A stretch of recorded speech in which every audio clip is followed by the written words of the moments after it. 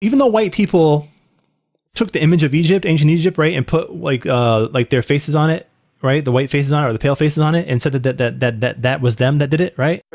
Black people will still go back and dig up the fact that it's us that were actually the critters of that society, and that's in ancient Egypt, right? But earlier time, during our times of being Hebrews and Christians and Muslims, right, and finding those religions and those philosophies, black people can't seem to get over the ego and the whitewashing to look into that, meaning that black people can go look at, big pyramid, big statue, gold, rubies, gems, ego. You know what I'm trying to say? Oh, that's me, Hotep. You know what I'm trying to say? Or that's me, Ashe, right? But when it comes to looking into who wrote the Africans that created the Torah, right? The original Jews of Ethiopia, they shy away from that as if it's non-African.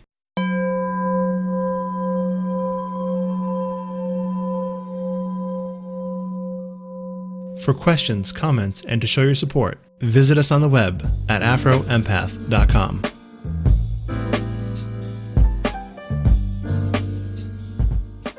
With a normal person, you'll say something to them, right? On an intellectual level, that knowledge will come into one ear generally and go out the other. Does that make sense? Because it seems too esoteric to be applied, right? But with an empath, they actually feel what you're saying. Does that make sense? Yeah. I understand why you would choose exactly to work with empath. Exactly. So I listen to people like Bobby Hemmett and others, Phil Valentine, Brother Panic, etc. Talk to people for years and have them listen to it. Like you were saying, that Miss Blue show, right? Like even like Bobby Hemmett talking to Miss Blue. Like Bobby Hemmett has talked to Miss Blue, Brother Panic has talked to Miss Blue, but I speak to Miss Blue about some of the shit they talked about. And she can't, and she couldn't get over some emotionalism that she was experiencing to really submit to that metaphysical truth to find peace. You know what I'm trying to say? It's like there's some people that just like talking to talk, or experience, or just they love the world to a degree. Like, you know, she's had shows on there where, you know, it's not a bad show. She had some women on there talking about, you know, it was basically like she was like assisted masturbation coaching and shit, you know. You know, it's just all kinds of stuff. She's talking about, you know, like there are girls on there talking about how she has clothing optional movie night and shit like that with a bunch of people, you know. All kinds of shit. I'm like, okay, that's cool, but guess what? Then in a couple weeks from then she's talking about, oh, this guy got shot, and you know, and she's all like having all these emotionalized black women on the show, and then I try to come in there some metaphysical shit, and she shuts me down, you know. So I'm just like, you know what? The thing is, like, you cannot fucking pick and choose. If you're gonna be fucking worldly, then be worldly. If you're gonna have people that are fucking deep and shit, then fucking listen to the fuck they're saying and apply it to your life.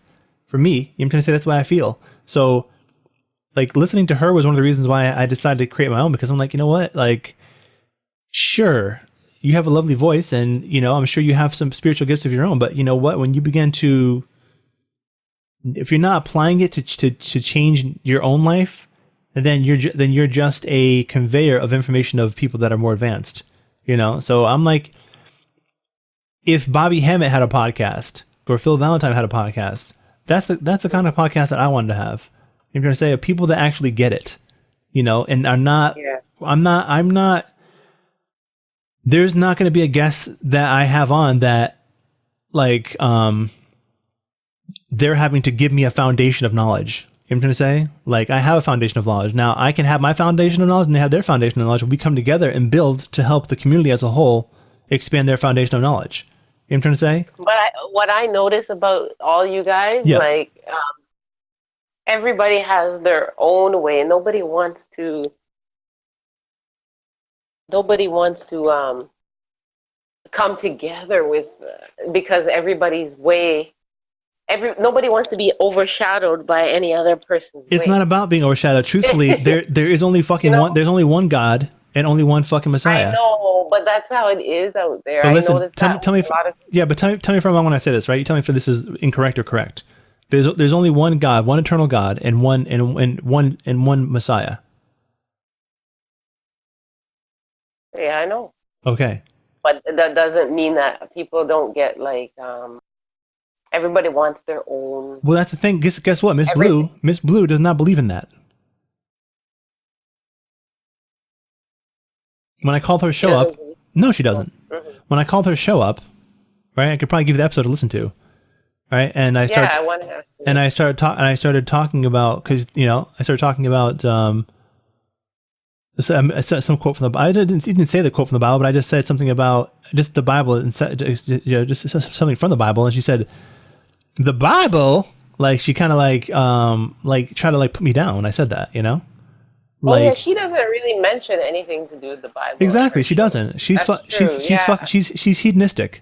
I'm trying to say realistically, she's not completely hedonistic, but she's hedonistic enough to not really be someone that's really fucking a servant of God.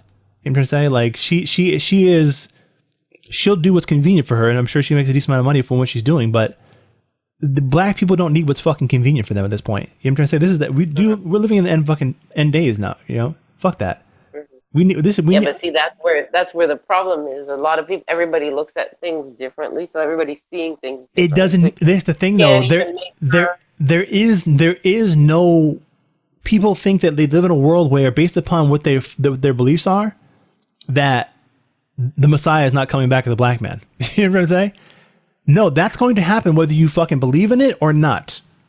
Whether you're teaching people to ready themselves and to find inner peace and inner knowing because of that and faith in that or not. It doesn't matter. But that's how it is.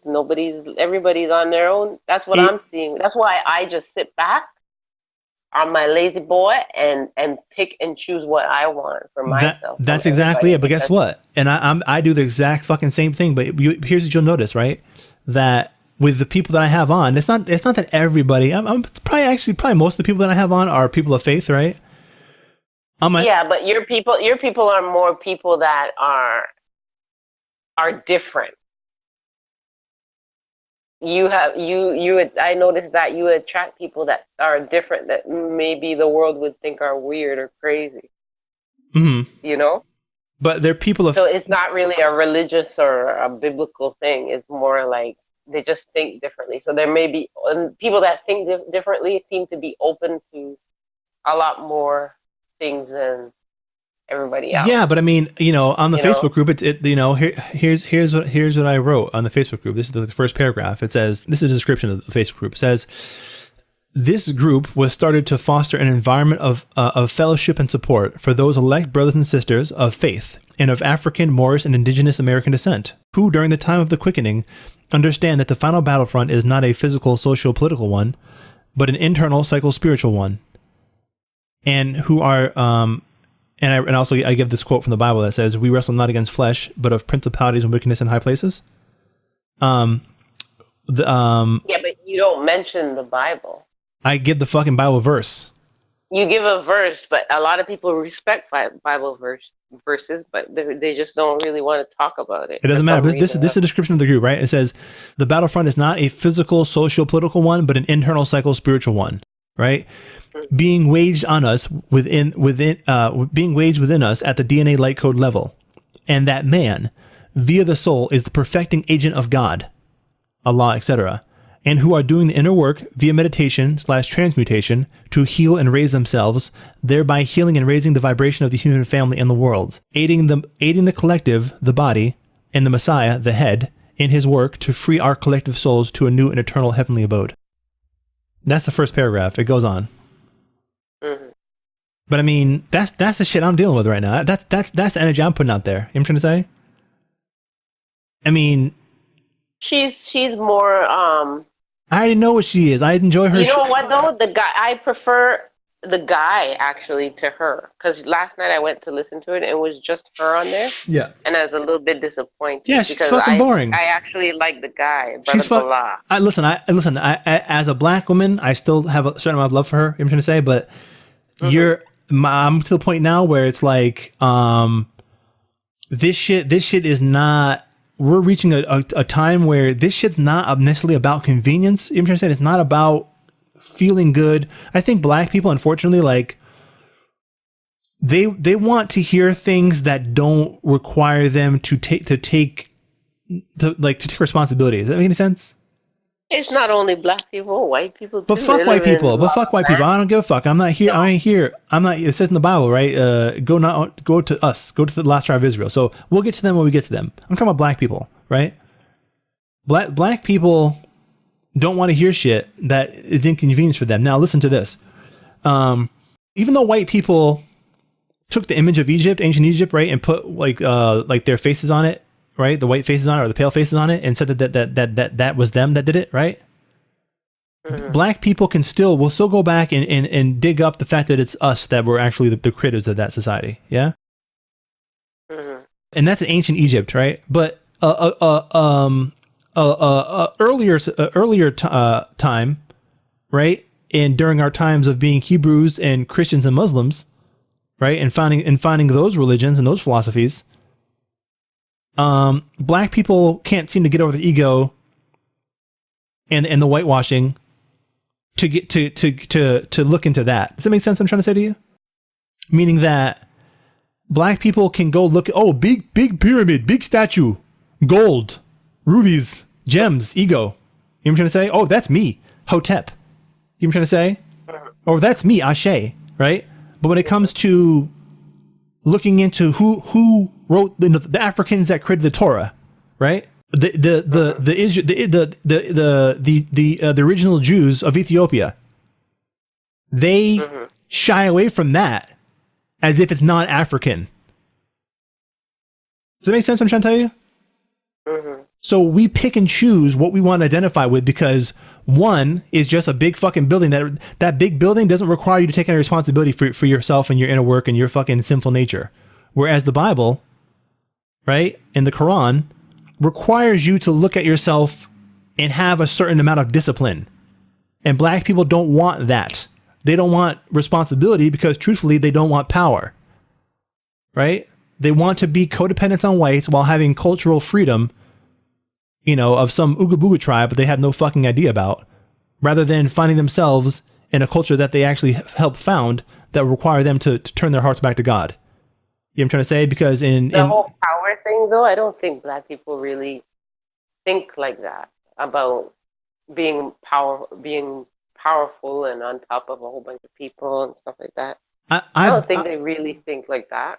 They do. They don't want power. Listen, they don't want responsibility. They want power without responsibility. Is what I'm trying to say. Listen, I'll tell you this. There was a time when I was kind of I was kind of a social political activist type guy, and I would go to like town hall meetings and see these white politicians come in there, all these black people, not just women, but also black men, right? And these white politicians would come in there and all these black people would just ask, well, what can you do for our community? What can you do for us? What can you do for us? And I said to them, after the mic was passing me, I said, if this person is not teaching you about your history and where you came from and your legacy and the fact that you created, writing and you created science and you created math and algebra and all, then guess what? He's not doing anything for you, really, but giving you some creature comforts, right? I said to the politician, I said, are you going to teach these people this? And he just kind of shook his head a little bit, like in a kind of a way of dismay, and like he realized what I was saying. He realized that what I'm saying to black people is, you know what? You just want creature comforts, but you don't want to take responsibility. You don't want to learn.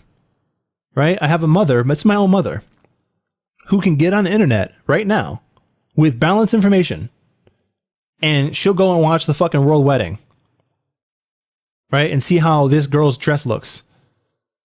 But she doesn't have the wherewithal to want to know where she came from. In the Bible, it says, "My people suffer for lack of knowledge," not for lack of access to knowledge, but lack of knowledge, right? They don't have a will to know, because that knowledge would bring them pain, right? That would require them to be introspection and to be humble, because they would realize that they came from greatness, and they fell from it because they turned themselves from God. You can't reject knowledge. If you reject knowledge, you reject God. You know what I'm trying to say? That's what I'm saying. And so black people have rejected knowledge and using their minds, and they settled on ego of the white man's trinkets and of some, Afrocentrism, but basically a lot, and Bobby Hemmitt broke this down, that a lot of this Afrocentric shit, this Afrocentric movement was actually created by white people. This, like, in the colleges, like, white people actually, a lot of black people don't know this. The white people created the Afrocentric curriculum. And in it, they don't teach it's only about the Ooga Booga tribes, right? They don't teach anything about the fucking Moors, right? They don't teach anything about the original Hebrews. They don't teach anything about you being the people all that stuff's coming out now anyway. Exactly. So the Afrocentric shit that a lot of these motherfuckers are into, thinking that, well, you're into this Christianity shit, you should have an African religion.